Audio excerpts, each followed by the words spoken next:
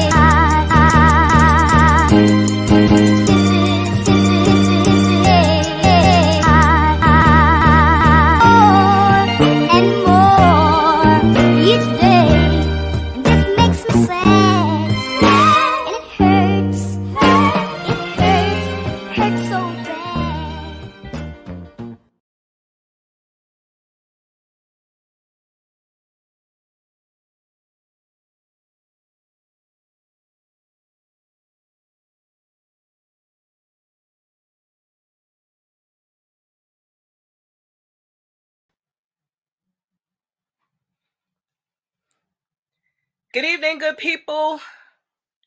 Today is Thursday, the day that you all have been waiting for, which is, of course, to join the Brownsville Minute. My name is Anita Pierce, and we are back for another live episode, but this time we are going to talk about something that we normally do not talk about on the Brownsville Minute.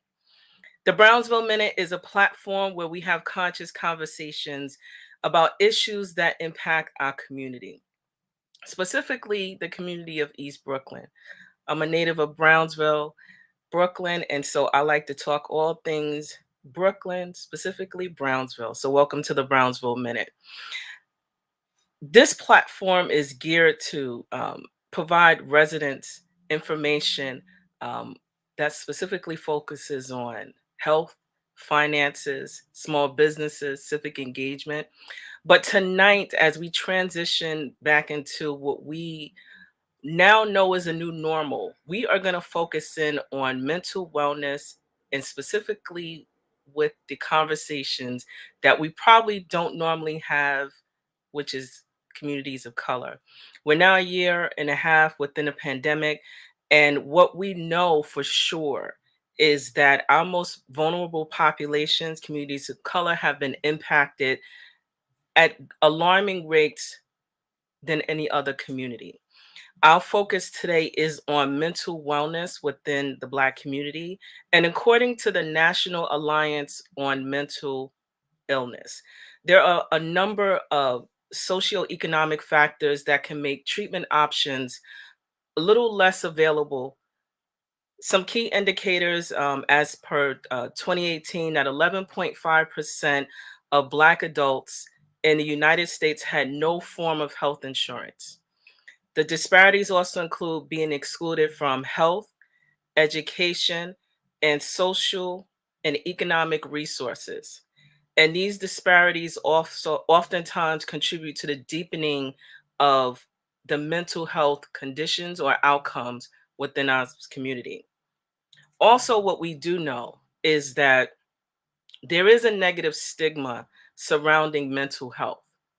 And instead of, having the trust and actually picking up the phone or sending a text message to a mental health professional, what we have a tendency to do, and what I've seen specifically growing up, is that we do food, drugs, alcohol, sex, frivolous spending, all to try to heal our trauma.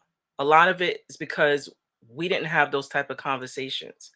And so tonight is a conversation that I'm actually really looking forward to. I'm happy to unpack, what does mental wellness really look like, and what resources are really available for specifically for individuals who look like us. How do we continue to normalize the conversation that, mental health, mental illness is a thing, and that we should have the conversations outside just of either ourselves or now, having the courage to go and seek a professional. So I actually am really excited to unpack this conversation with Mr. Lennie Carter. I'm actually going to bring him to the table. Welcome to the Brownsville Minute. Thank you for having me. Thank you for having me, Anita. Well, thank you Pleasure to for be here. accepting the invitation to come and be on the Brownsville Minute, because we about to talk some good stuff. Absolutely, absolutely. This topic is near and dear to my heart, as you know. So I'm ready to dive in whenever you are, because our people need it, and I needed it. I was at a point at times where I wish I had the information, was able to get it. So I'm excited. So let's start with, who are you? Who is Lennie Carter? Tell us about who you are. Absolutely, not a problem at all. How I like to say it is, I'm a Brownsvillian. As a good friend of mine, Chantel, that runs the Brownsvillian project out of Brownsville, says, is that we're a makeup of different people. I'm a product of Brownsville. Both my parents met each other in Van Dyke, living in the same building as young kids. So they knew each other way before I was born, grew up with each other. But yes, I'm a product of Brownsville. My grandmother lived in Van Dyke for 60 plus years. That was always home to me. I came through the trenches through there. I had a couple of strokes of hard work and good luck with, going away to school and getting a football scholarship for sports. But that led me into realizing and recognizing that I faced a lot of challenges to get my degree, and I suffered with a lot of mental health challenges through the college years. And in the early 2000s, late 90s, this wasn't a topic that was on the radio or people was talking about. So as I went through my years and came through understanding what my career would be, I landed in the tech field, helping other folks out, building websites for folks, making sure people were good.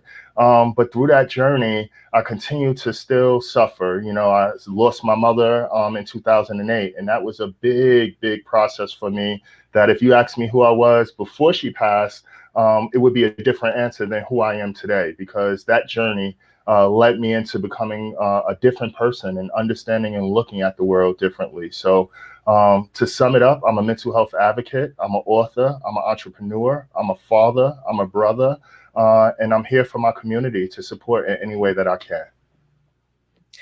You see, this is what makes this so dope. I love when we have success stories from Brownsville. And oftentimes, I know we're going to talk about, the why you're here today, but I just want to shout that out, because a lot of times when we think of Brownsville, they always think of negative. They don't really highlight all the time, the success stories and the trenches that we have to go through in order to get to where we are. We haven't completely arrived as of yet, but I want to salute to you because, we're from Brownsville, and it's tough, but we're here. We're here. Absolutely. Absolutely. Yes, absolutely. We We're are here. survivors. We are here. So, would you explain? I just want to jump right in. Would you explain more in depth the role of a mental health tech company and how it supports overall mental wellness within the communities that you're targeting? Absolutely. It was kind of unique how I got into the mental health space. Once again, I dealt with my own challenges. It took me some time before I went to therapy, but it became an understanding as I attended therapy that the therapist is really there to help you and be your GPS to help you reach a destination. The stigma on TV or how it's talked about a lot of times is like, I don't want to revisit my trauma or talk about my family in the setting with a therapist and how we grew up back in the day. But once I actually went to therapy, my eyes opened wide open to the place of understanding that no, they're helping me navigate, and they only could help me as much as I share. They're not prying, they're not being nosy, they're not trying to gossip about you because healthcare laws don't allow them to talk outside of that session in any way. So essentially, it took me some understanding to realize, like, as a Black man, I was scared of therapy or not interested early on. But as I actually got there by pushing, by a loved one pushing me into it and saying, you should go. I see you're not eating, sleeping well, through grieving your mom. You should actually go see someone, and it opened my eyes. And as a Black man, as I sort of changed in myself and myself improve, there was an opportunity for me to take the skills that I was already doing. I was building websites for restaurants and in a whole complete different industry.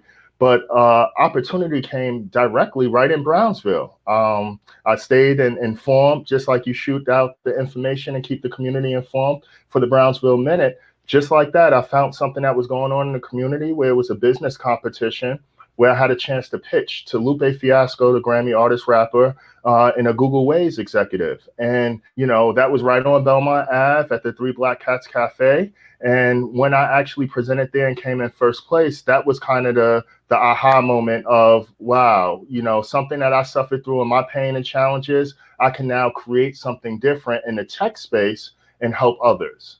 So now, to directly answer your question of how I merged and looked at it, the biggest thing I noticed was like, wow, our people don't get the help they need or have access to the help they need. So you know what? I'm going to take the skills that I have and bridge the gap. I didn't go to school for therapy. I'm not a social worker, but I understood the struggles of our people. And because I did go to school and was in networks with other therapists and social workers, I understood how their world worked. And I spent a lot of time doing homework early on, just really understanding the industry, understanding the terminology, understanding what was necessary to bring back to my people. So when I get to the block and I'm talking to my folks, I'm able to communicate and translate what I've learned through educating myself about the therapy world and breaking it down to simple math and science for the folks that I'm around every day.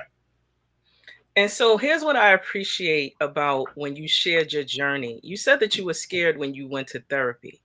And oftentimes, because I remember for myself going early in my 20s, and yes, I still look, in my 20s, but no, I'm not there anymore. I went because I was experiencing just a lot in my early 20s. And I remember specifically seeking out someone who looked like me because I just felt that they can care for my conversation a little bit differently. And I remember when I went, and I remember seeing this.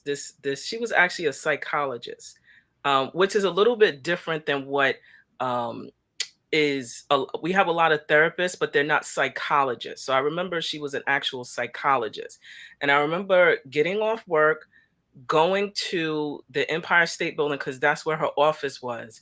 And when I was overwhelmed with joy because she looked exactly like she mirrored me. But then when I go in her office, she wanted me to lay on the couch. I said, I can't do that. I can sit. I can sit. So I remember like that first, it's almost like you're exposing yourself, right? Right. So I want to acknowledge that it is scary. Like, so you mentioned Hmm. it was scary, and but you still go through it because at some part of you wants to heal through your process.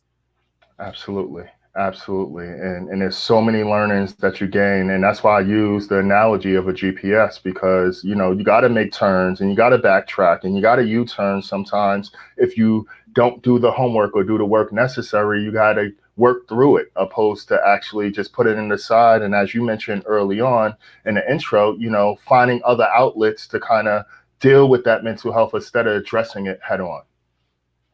Yeah, we were not taught how to deal appropriately with our feelings or with trauma.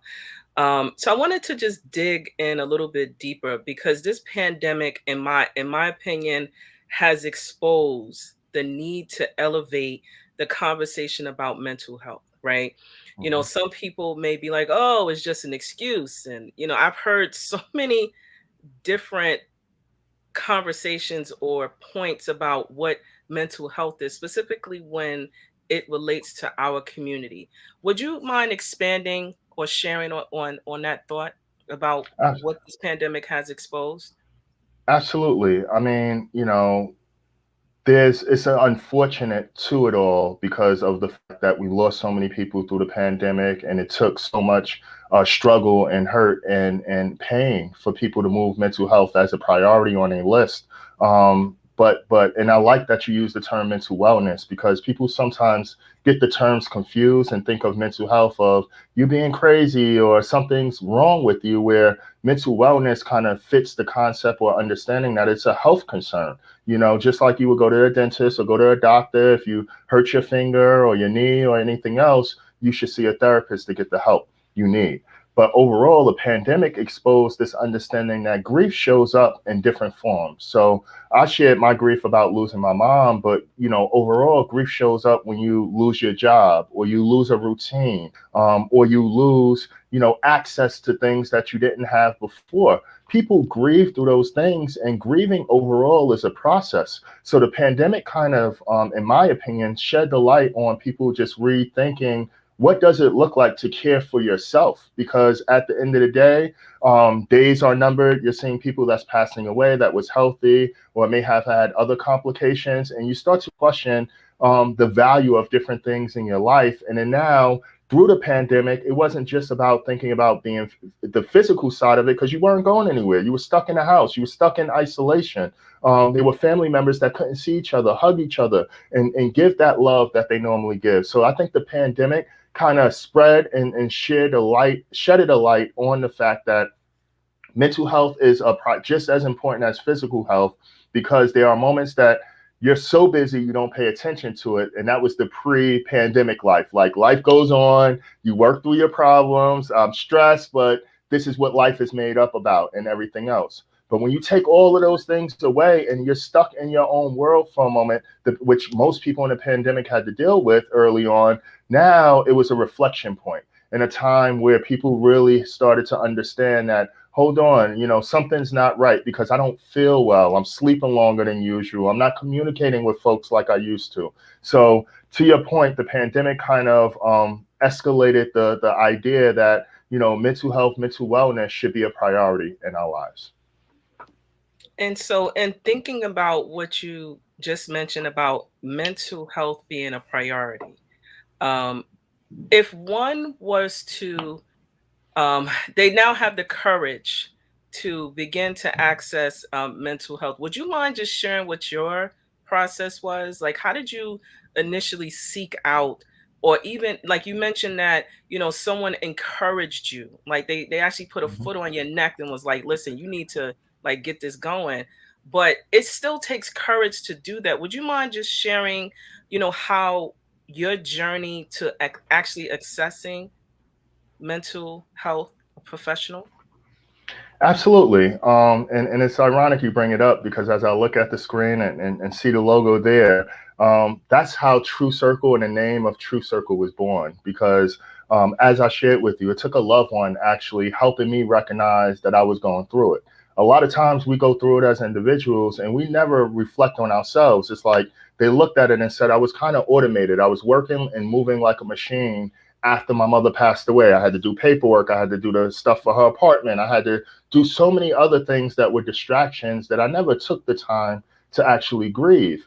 So it wasn't until someone else said, hold on, Lennie, things aren't going well for you. I see you losing a little weight. You're not eating well. I know you're not getting much sleep. You're always answering emails or responding to texts late at night. What's going on? Maybe you should get some help. So that was where the idea of TruCircle was born, because it's two ways. The first way is, like you mentioned, how do you even begin the process?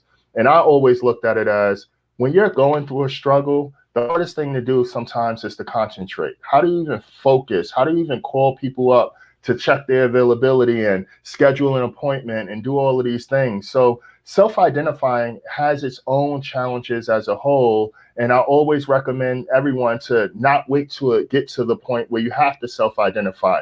Normalize your mental wellness, look for a therapist even when things are going well, so you can get in a space where when things are not going as well, you have someone you could reach out to and get through those things.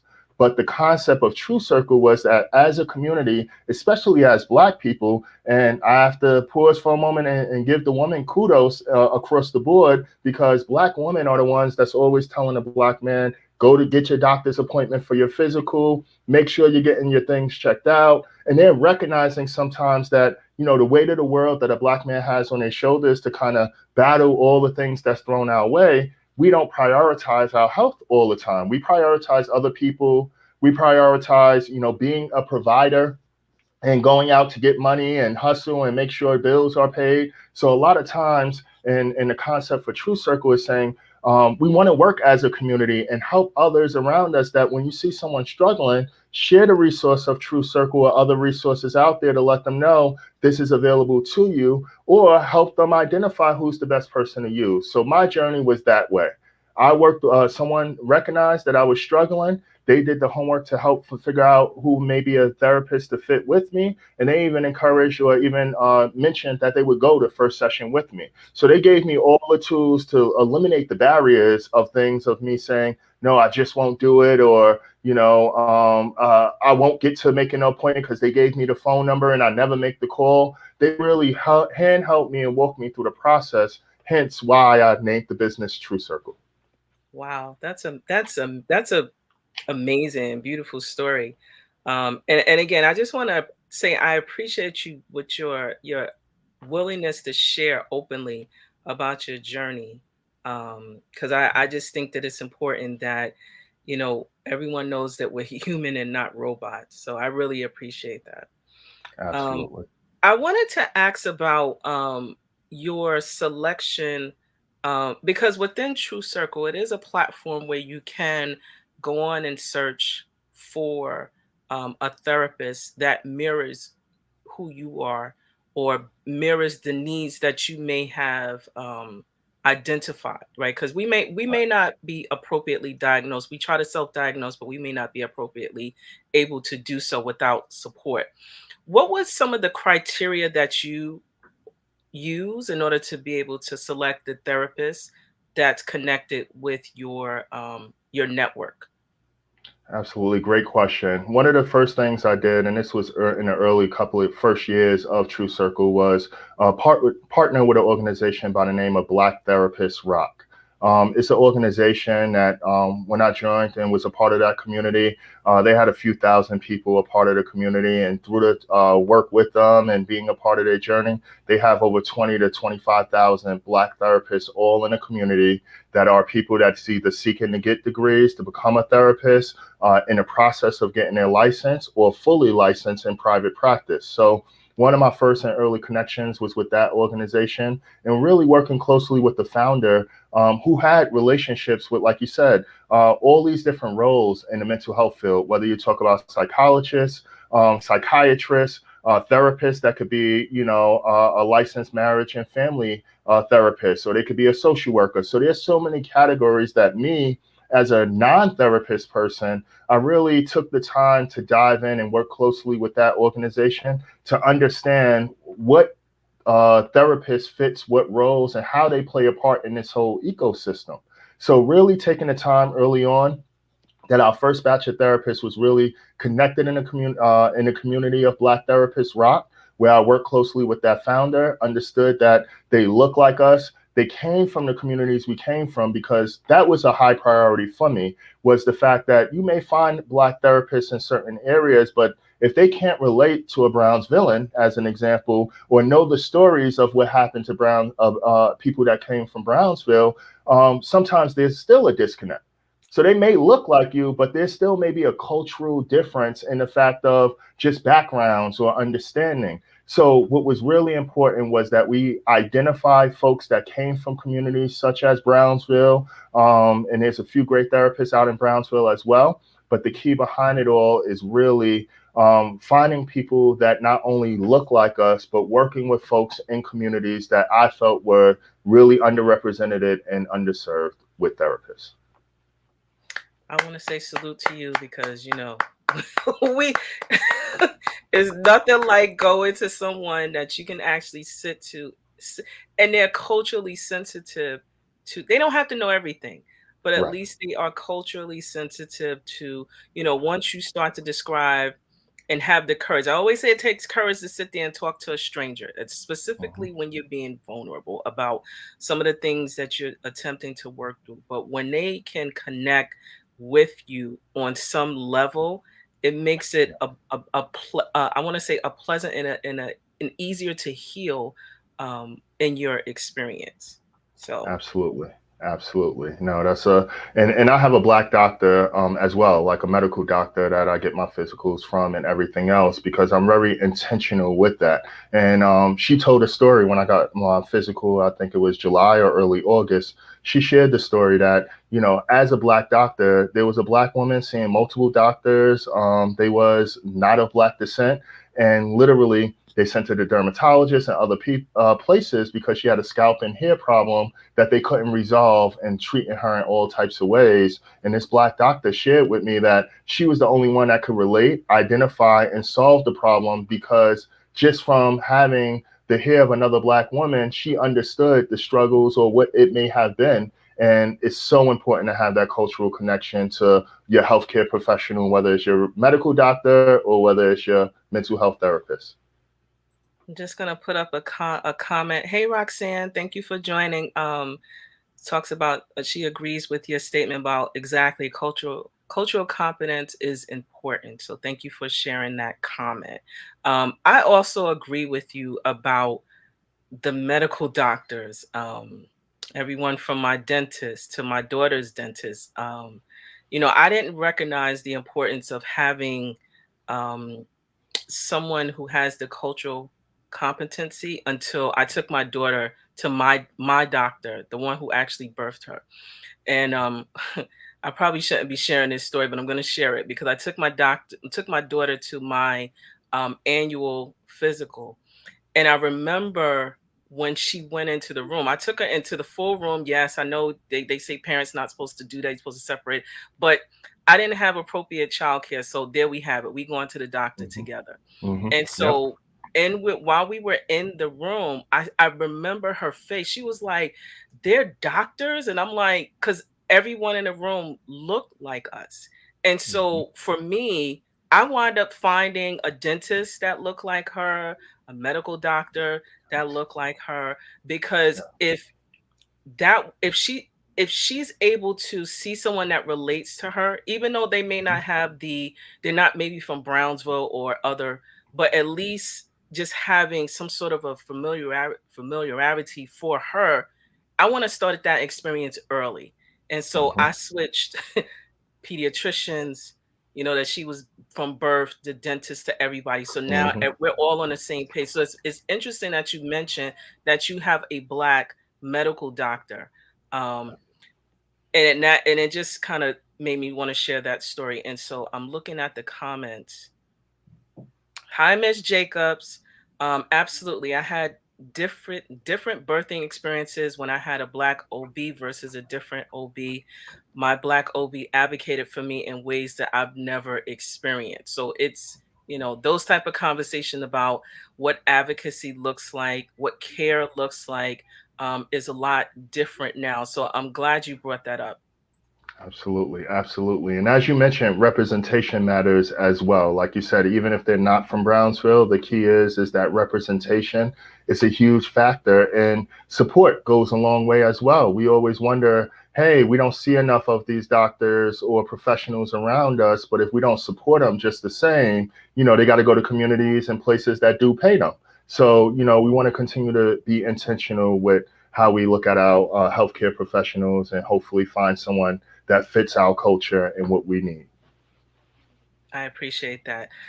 I had a chance to read your article on LinkedIn that was entitled Hip Hop, Barbershops, and Therapy. And I love hip hop, like I'm a 90s person. So, everything 90s is me, but specifically the hip hop is my thing.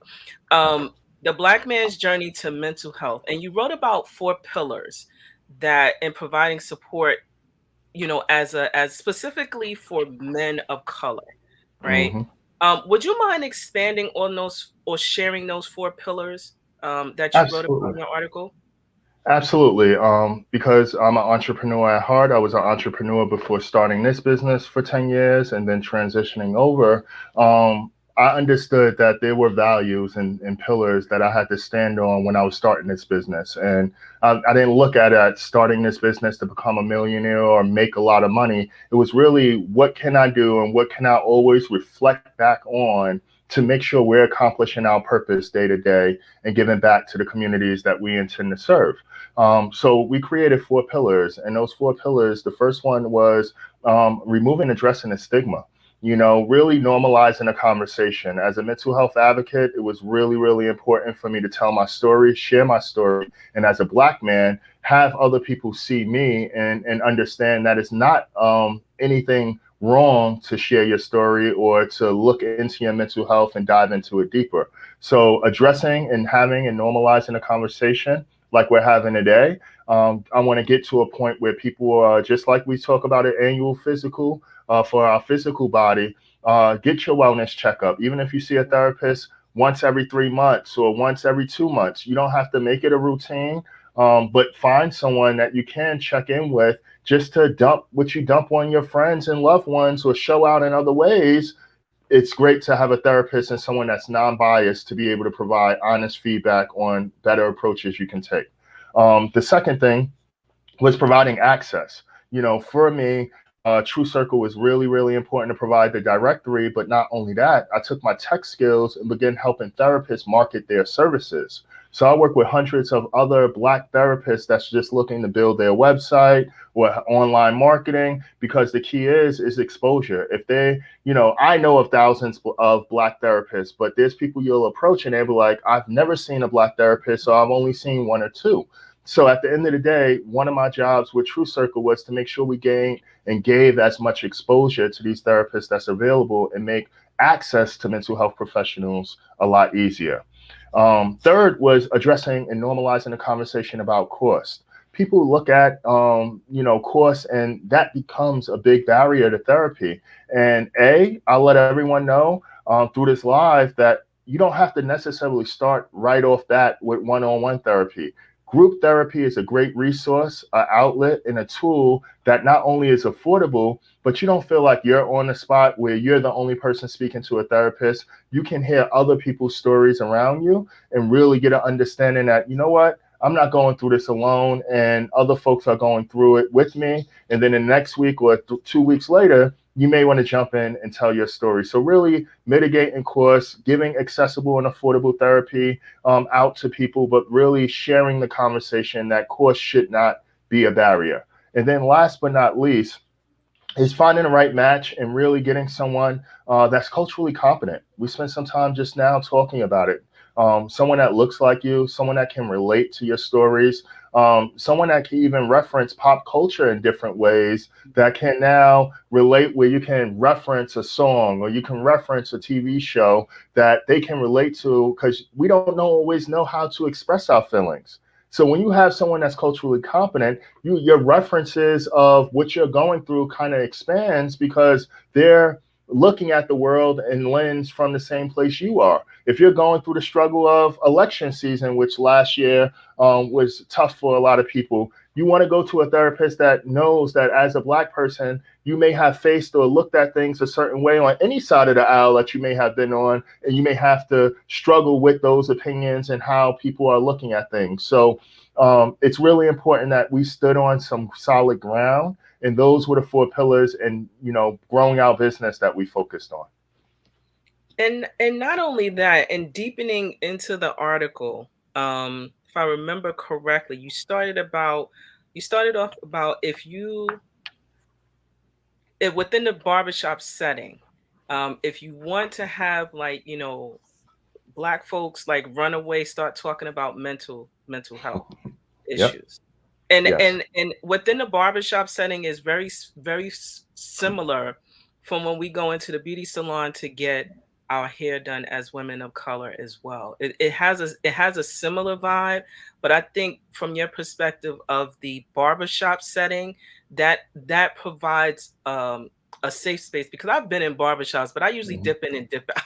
It's not it's not Yes, really yes. like the it's not it wasn't really like a space for me. I remember when I had my hair like really, really short, and I Mhm. remember going in, I'm like, this is like the secret society of like men. Let me get in and get out of here. But it Right. provides a safe space, right? That starts, you know, even though we may not have understood, what it looks like. I think about um it's a spot where you can go and you can talk Mhm. about, things at work. But again, you're dumping it on neighbors or friends instead of getting the appropriate support to help, as you mentioned, guide us through as a GPS going forward, to help us to heal ourselves. Exactly, exactly. And it's so important. I mean, the barbershop is such a safe space for Black men to have communication and open communication and dialogue and arguments and discussions that, you don't get to have. But that sense of community is so important. But the balance is the fact that, you know, differences of opinions is more of an argument or going back and forth with no settlement at the end. Both people walk away, and no matter if you're talking about sports, life, relationships, you just walk away with both taking something away, but you don't necessarily always grow from that, right? Because if you didn't like the person, or you didn't trust them, or you didn't pay for that information, you're not necessarily going to use the information they shared with you, unless it's from someone you trusted or elder that was maybe in the barbershop schooling you a little bit. But the key with therapy is you'll have that chance to actually, not only, so it's healthy to go to a barbershop and release, because you don't want to keep all that tension and things in your mind. So sharing is great, but the professional help really, really gets you to that end goal of destination. If you want to be more successful in life, if you want to be a better partner in your relationship, if you want to be a better son to your mother, whatever role you see and define yourself as, and you want to be better at, therapy will give you the tools to actually get there. Whereas the barbershop, you're just telling people your dreams or sharing it with them, but they can't necessarily give you that navigation to reach that destination. I like what Danielle. Welcome to the show, Danielle. Danielle says that LOL. Yes, barbershops, salons, churches, they're necessary community establishments that can complement therapy. Complement therapy. So I Yes. really like that And as an add-on. And let me jump in. Danielle is actually a Brownsvillian as well, and she has a therapy practice, and she's from Brownsville. So Those that may be looking for a Black therapist in Brownsville watching this podcast, upliftingheartscounseling.com is Danielle's website. She is a therapist that just popped up on the screen, and she does phenomenal work, and she does represent us, and is someone you can connect with. I'm sorry, I said Danielle. Danielle, would you mind popping your information in the chat so that I can post it? And thank you for correcting, because I sure said Danielle. She probably was cussing me. Yes, I yes, ma'am. apologize, but just please, I will definitely post it during the broadcast as we're continuing our discussion. So please do not hesitate. If you are in the chat, and you are a therapist, I do absolutely do not mind promoting, your information while we're live so that it could be a resource to other individuals who may watch on replay or watching live now. So I Mhm. appreciate you shouting Danielle out. So how do we really normalize this conversation about mental wellness, mental illness, and really start to make it more comfortable for us to have these types of conversations? Great question. And I'm thankful that times evolved from the days I started back in 2015 because of the pandemic, because of celebrities losing their lives and the suicide rates being as bad as they are. And the child suicide rate is so high. The conversation is becoming more and more popular now. Or not popular, but it's becoming trendy. It's becoming something that is spoken of on the radio. It's a day that I can't turn on the radio that someone isn't mentioning it. Athletes are now talking about it. The tennis player from Naomi on to others, Olympians, Simone Biles. Like literally, these conversations and athletes and superstars are allowing us to now leverage the conversation in different ways. So my first recommendation is that if you're an advocate, in any way in the mental health space is kind of bring up the conversations around your loved ones and your group chats with your friends and normal conversations that you're having with people. If you're seeing a therapist, don't feel more comfortable sharing with people, because if someone knows that you're going to therapist, they're like, oh man, I didn't know that. They seem put together, or they seem like they're getting Mm, through life a little bit better. Be the example first, because I realize and that a lot of people follow actions more than they follow words. They need to see proof in the pudding in a lot of situations. And when you're showing up, when you're doing the work yourself, when you're showing up as your best self, people can see that proof in the pudding. But begin having these conversations when it's in the media, when there's a public figure going through it. Try to have these conversations. And then when you have children, it's important to shift the conversation, not specifically to mental health, but speaking to them and asking them questions out of the form of, how was your day? But ask them what the best parts of their day was. What parts didn't make them as happy, and really navigate learning how to talk about mental health without necessarily talking about mental health, if you get what I'm mm, saying. right. Wow. It's very interesting that you mentioned children, because I know that we both have children. And I remember a neighbor of mine, because my daughter had like some sort of just, she hates public bathrooms. And I mean, no one likes really public bathrooms, but it was deeper than I thought it was, to the point where it was just like, we not doing this right now.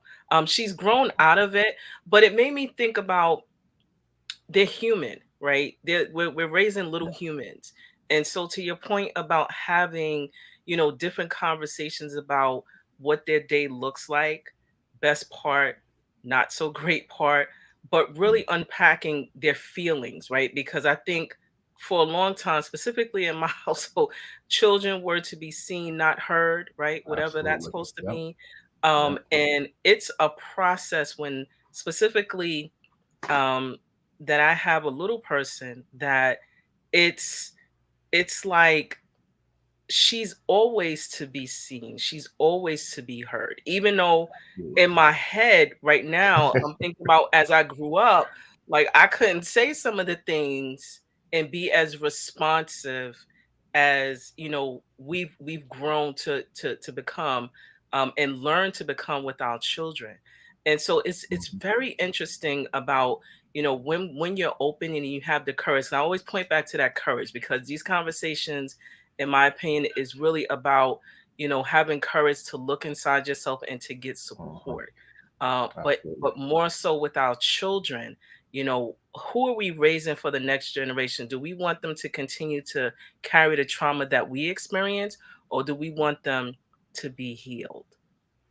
And you bring up a great point because it took me some time, and as I speak with other family members, whether siblings or first cousins or just relatives, that we reflect back on kind of how we were raised at different times, and as you mentioned, taking a different approach on how we raise our children.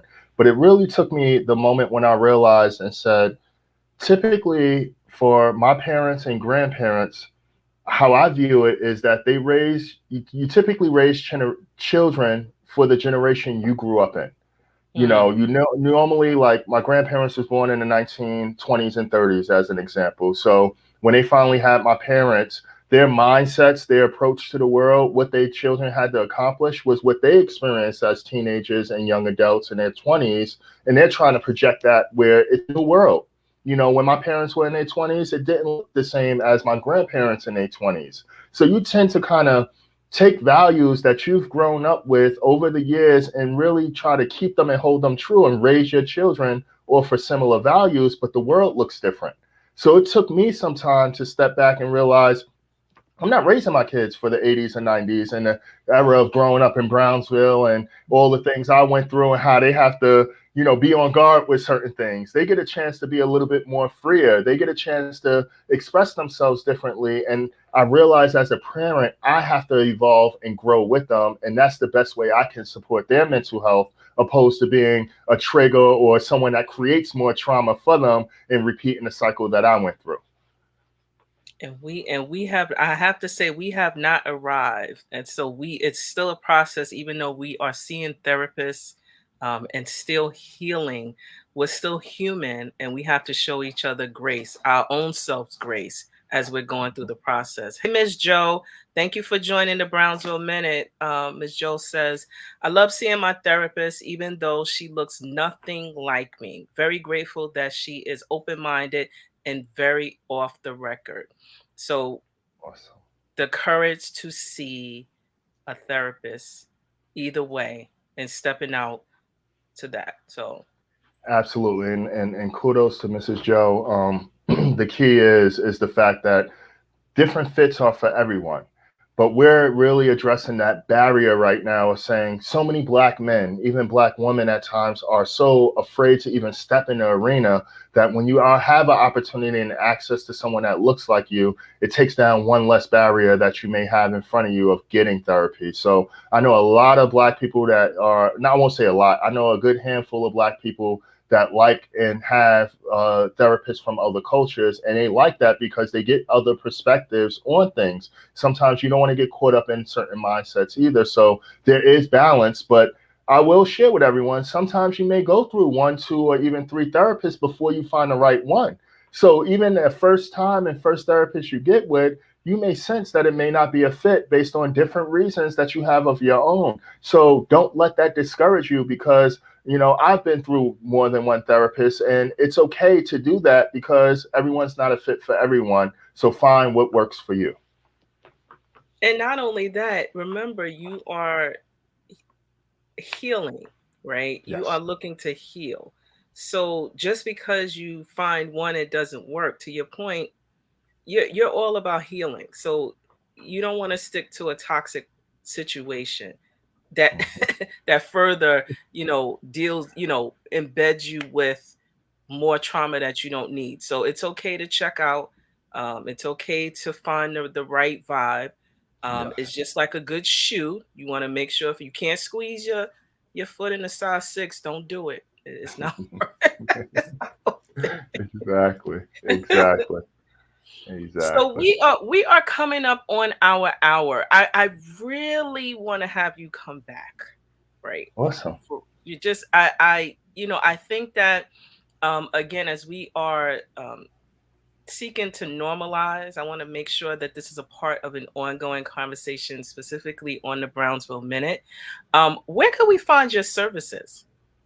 Oh, absolutely. Not a problem at all. So, as I mentioned, I'm helping two parts of the world.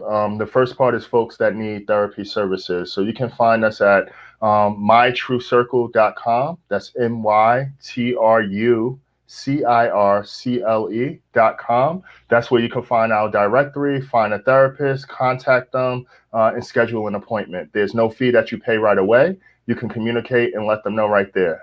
Awesome. Thank you, Kiara. Um, for being on there and checking us out. But I also help people that's looking to build their brand and business.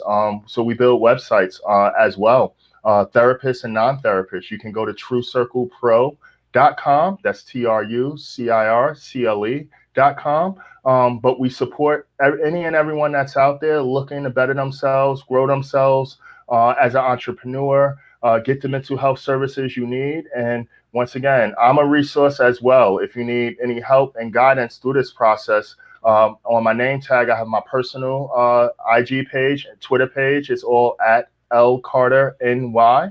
And you can find me on all social media with that handle. So that's the best way to reach me. And if you're looking for a good book to read, I'm a co-author in a book called Black Therapists Rock, A Glimpse Through the Eyes of Experts. I co-authored this book with 15 other phenomenal therapists. I'm one of two Black men that have a chapter in the book. Mine is focused on grief and expanding in more detail topics that I touch based on briefly in my article. But there's some phenomenal stories from people that look like us and went through life experiences just like us to help you learn how they got to the point of either becoming a therapist or getting the help that they need.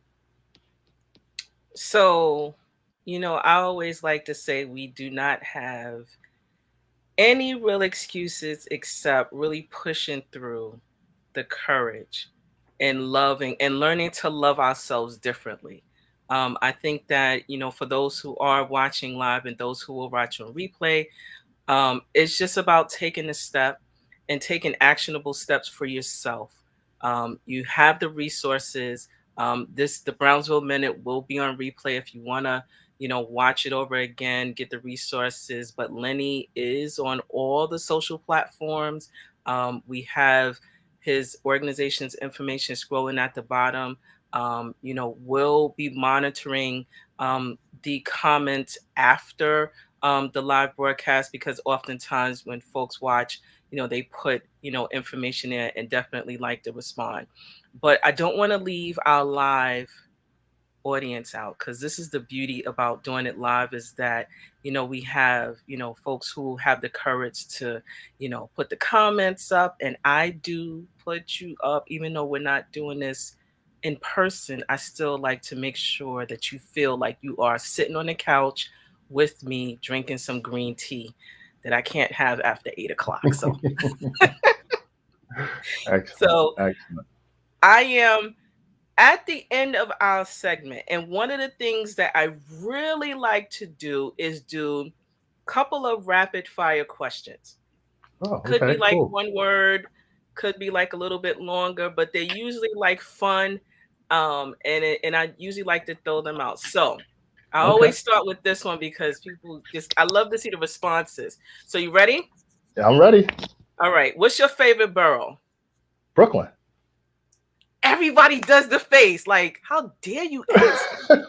We talked about this is the Brownsville Minute. Like, what kind of question is that? Listen, I've had some that say something, but everyone who says Brooklyn, they give me the face like this. Me like, Yeah, like, Brooklyn, hold on. how Did dare you you? really expect me to answer that? Like, Yeah. So what do you do in your downtime?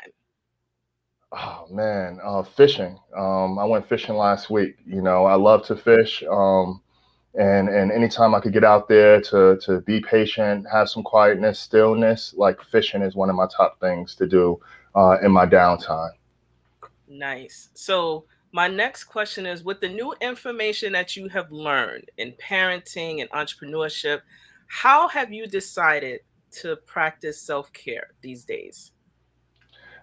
Creating blocks of time and sticking to a schedule. The biggest thing has been in getting self-care is always on the go, providing and supporting other things or other people, but really carving out time specifically to say, 1 hour every day or every other day, and from this time to this time, my phone's off, I'm disconnecting from the world, I'm not watching shows. It's just really taking a moment to, practice self-care. Sometimes it could look like possibly journaling. Other times it could be, just taking a moment to, take a bath, or, I like driving. So really just carving out that time to kind of be at peace of mind and give myself a moment. Favorite, pizza or burgers? Pizza. Smoothies or ice cream? That's a good one. Ice cream. Yeah. It's because it's a tough one. Health wise, it's smoothies all day. Like, you know what I mean? I love a health smoothie, but dessert time, we're gonna dig into some ice cream. Yeah, I try to stay away from it. I'm lactose intolerant, but that was probably too much information. But I love me some ice cream. So, what do you imagine mental health looks like over the next few years? Um, my goal and how I imagine it is that it's normalized just like your physical. You're getting checkups on a frequent schedule, as I mentioned earlier in the conversation. And whether it's once a month, once a quarter, or once a year, it's normalized that this is a must to do. Your medical doctor should not be able to give you a full report without requiring you to see, just like they do blood work, they should require you to go see someone and talk to someone. That's how I would love the mental health space to be in the near future. What's the legacy that you would like to leave for your family? Trust, honesty, loyalty. Those things are near and dear to my heart, and it's really building a foundation of community around that. Really building community and giving back. That's the legacy I want to leave behind. That's the legacy my mother left behind. That I'm working on carrying on, is that she was just always trustworthy, honest, and made sure she was there for other people, and they can count on her. Final thoughts? I love what you're doing. For those that think that anything out of Brownsville is bad, you could imagine the faces I seen when I went to college, and people be like, "Where you from?" And I tell them Brownsville, and different people would be like, "I never go there," or they'll tell me about the time they may have got robbed out there, something like that. But it's just like, at the end of the day, the stories that come from it don't make up the people who actually are from there. There's more people that had, other successes and other paths than the stories you hear of the not so successful stories. So my final thoughts is, I love what you're doing. You're doing great work for the community, and Brownsville is a community that, a lot of people need to take note of. They are taking note of, because you have two amazing entrepreneurs who are born and bred of Brownsville, and we have the heart and soul to make change that didn't exist before. So, on that note, I want to say thank you so much for taking time out of your crazy schedule to join the Brownsville Minute. I definitely want to have you back as your schedule permits to actually continue, this ongoing conversation, and actually to take a deep dive in your book. So I'm really curious about the book. Can you show that book again? Yes. Black Therapist Rock, a glimpse through the eyes of experts. Yeah, I And think I'm I'll gonna bring it in a little bit. we're gonna deep dive. We're gonna take a deep dive. Look at they shouting out your website. Thank you, Ms. Joe. Thank you for the discussion. Lennie, yes to this website. I Thank you. guess there Thank ain't you. gonna be no more excuses now. So we got a website. So salute to you. Look forward to talking with you more offline. Take good care. Thank you for joining Take us care. today. You're welcome. Have a great one. Take All right, care, you everyone. too. So isn't that amazing? Like, we get to have these type of conversations with a Black man and a Black woman, and we're not arguing, and nothing is really, it's just a conversation. And even though I actually did have a lot of apprehension, not even sure why. I think it's because I always get stressed out and scared when I do my lives, just my normal gut check. But I think it's a process where we have to really continue the conversation about our overall wellness. This includes financial, this includes our health, this includes our mind. So I actually wanted to close the show just a little bit differently. I found a video that kind of like hit my spirit and I wanted to share it with you all. It really talks about how we can focus in and share hope within all the community, but definitely to check out more of resources that exist and having the courage to do so. So I hope you enjoyed this video and please stay tuned. Please like, follow, and share the Brownsville Minute. I thank you so much for taking time out of your busy day to join us in this very important and relevant conversation. Stay safe. Sending you lots of love. Watch the video. Question for you. How do you deal with trauma? I don't really know how to. I kind of just hope that it goes away. And there's a level of humility that has to come in when we talk about mental health and emotions, because we're not going to understand everybody and why they feel the way that they do. And that's the hardest thing that I think that's been taken from the Black community, is our right to feel. There's this stoicism about us, and it's like we're not allowed to be upset, not allowed to have depression or anxiety. Our mental health is usually leveraged against us to really be the basis of the science and laws that existed to enslave us. A lot in our culture think that you can just pray things away. I believe in prayer now. I also understand that one miracle ever occurred without the person needing the miracle taking action. I was just wondering, what is healing like for you? Like how would you say that you heal?